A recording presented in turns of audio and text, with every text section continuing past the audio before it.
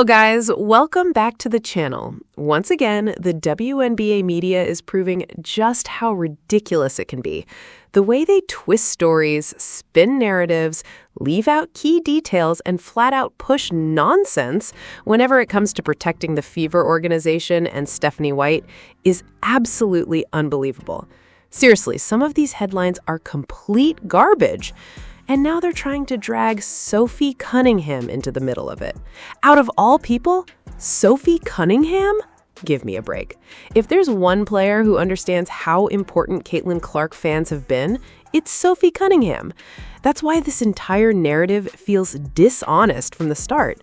There is no chance Sophie Cunningham is throwing Caitlin Clark fans under the bus the way some of these articles are trying to suggest. That's just another example of lazy reporting and people making stuff up to fit a storyline. We're also going to talk about that final play because it connects directly to this discussion. And honestly, some of the takes surrounding that play have been flat out stupid. Anyone who actually knows basketball and isn't blindly defending Stephanie White can watch that sequence and immediately see things did not unfold exactly as planned. Yet somehow, people are acting like every single detail happened perfectly according to the original design. What the hell game were they watching? We'll break it all down. Thanks for being here. I appreciate the support. Let's get right into this headline. This is a headline. Sophie Cunningham fires back at Indiana Fever fans after Stephanie White message. Sophie Cunningham is setting the record straight about head coach Stephanie White as the Indiana Fever prepare for Thursday's game against the Chicago Sky. A CC fan who created the meme around this idea that Sophie went rogue, bypassing that ball to Caitlin Clark, and Sophie shared that to her IG. And of course, that became a big thing, as you can imagine, sort of like an admission.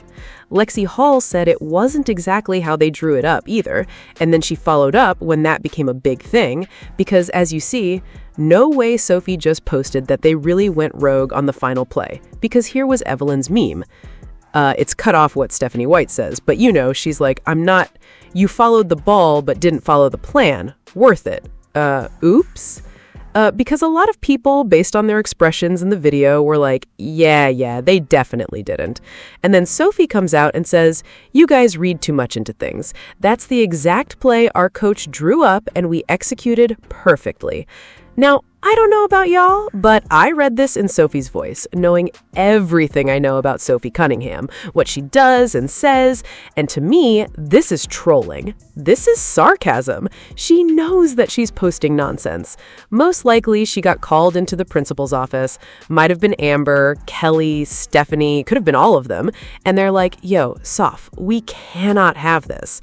We get that everyone knows that we're lying about that final play, as Stephanie White did in the post-game press conference, saying it was executed exactly how it was drawn up, not drawn up by Stephanie, but drawn up. Not true. Lexi Hall said it didn't go according to plan, that is on audio, and they were like, yeah, but we can't just have you going straight up out there as a player on the team saying, nah man, this wasn't to play, we did our own thing. So what we need you to do is go out and shut that down right now. And Sophie Cunningham, being the trooper she is, went out and said exactly this.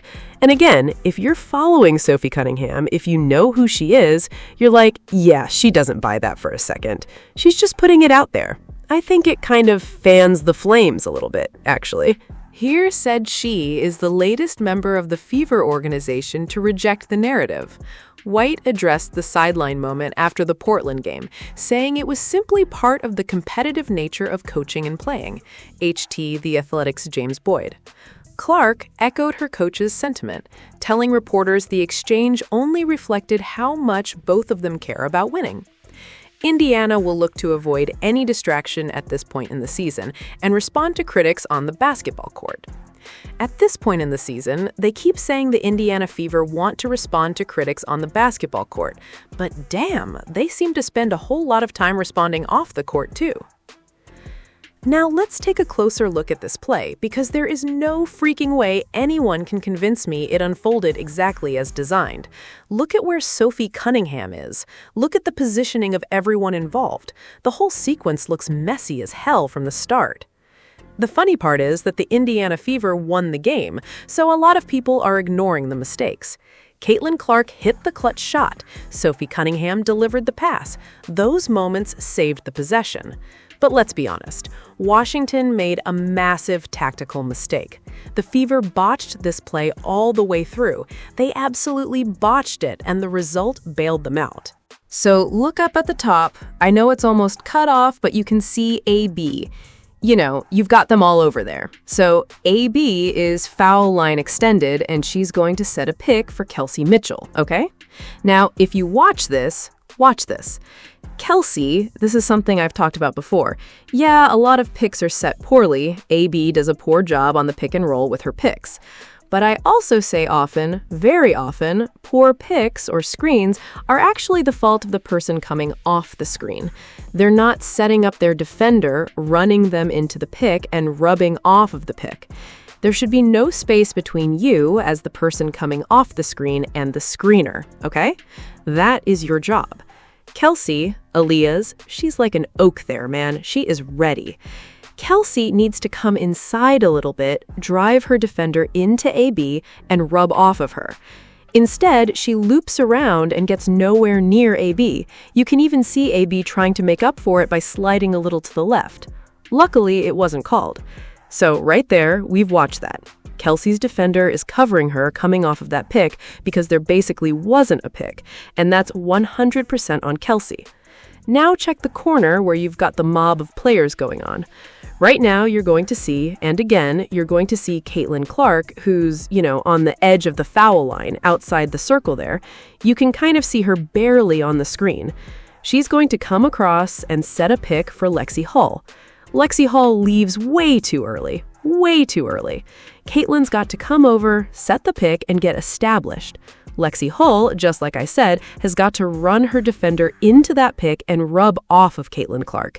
She's already going before Caitlin Clark even gets there. Lexi's already going. Caitlin Clark's nowhere near there. So guess what happens? It basically becomes no pick at all. The defender goes right by her, no pick at all. And again, that was not on Caitlin Clark. That was on Lexi Hull. Fortunately for the Indiana Fever and the player guarding Caitlin Clark, and maybe this was discussed in the huddle beforehand about how they were going to handle the switching, so it might have been that the player guarding Lexi Hull was supposed to stay with Caitlin Clark.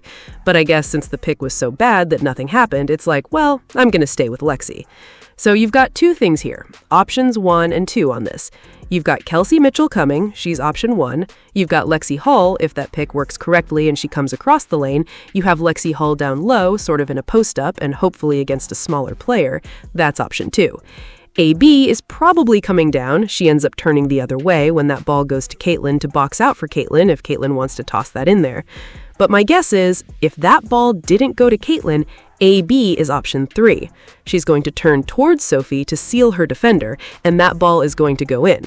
So Caitlin Clark, I will give that she might be option 3, but she's most likely option 4 and actually a complete decoy, using her gravity in this situation because she is all the way on the opposite side of the court, across from Sophie Cunningham, 30 feet from the basket.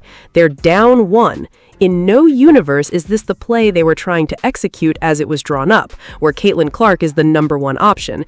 Just simply not the case. So we've got Kelsey coming, she's completely covered because she didn't run off the pick properly. Lexi Hull is covered because Washington had a miscommunication. Caitlin Clark ends up wide open because of the poor tactical decision by the Washington Mystics, with both players going with Lexi Hull and literally no one covering Caitlin Clark. If anyone had even thought about staying with Caitlin Clark, this is not an option because there's no way Sophie Cunningham gets that pass all the way across there. Even in this situation, it took so long. She had very little on it because she was throwing a chest pass instead of over her head. She didn't have the strength to whip it across the court, and it still almost got picked. And by the way, the defender could have easily not chosen to do that and then had a hand in Caitlin Clark's face, and we may be having a very different conversation about the Indiana Fever blowing a big lead and losing to the Washington Mystics, right? So see how fast she's closing? Almost gets to it. Now Caitlin Clark, look where she is, folks. That is not option 1. That is not option 1. The only reason it was even an option at all is because of Washington's poor choice defensively, and so the Indiana Fever get to escape with a game winner, thanks to that. But they want to tell us that that was the play as it was drawn up, and now they're going to use Sophie Cunningham, who clearly got called into the principal's office, and use her tweet to say she fired back at the fans and their conspiracy theories. You know, all those conspiracy theories that have been nothing but the truth at this point. I want to share one last thing with you just for fun. If you look down in the bottom left corner, you'll see Sheila Johnson, the owner. Yes, the same Sheila Johnson who made those comments about Caitlin Clark and the Time magazine discussion. Now pay attention to her reaction as Caitlin Clark catches the ball and lets it fly. Watch closely. Yeah, she'd turn around and, throw that purse down. You do that. You turn around and throw that purse down. That is so close to being a tipped ball. And boom, do it. Oh my goodness, how dare Caitlin Clark make that? How dare she make that? But then, boom, Caitlin Clark knocks it down. What a crazy ending. Meanwhile, the media keeps pushing its narratives, but at least it gave us a chance to break down the play from start to finish. Let me know what you think. Like, comment, and subscribe for more videos. Thanks for watching.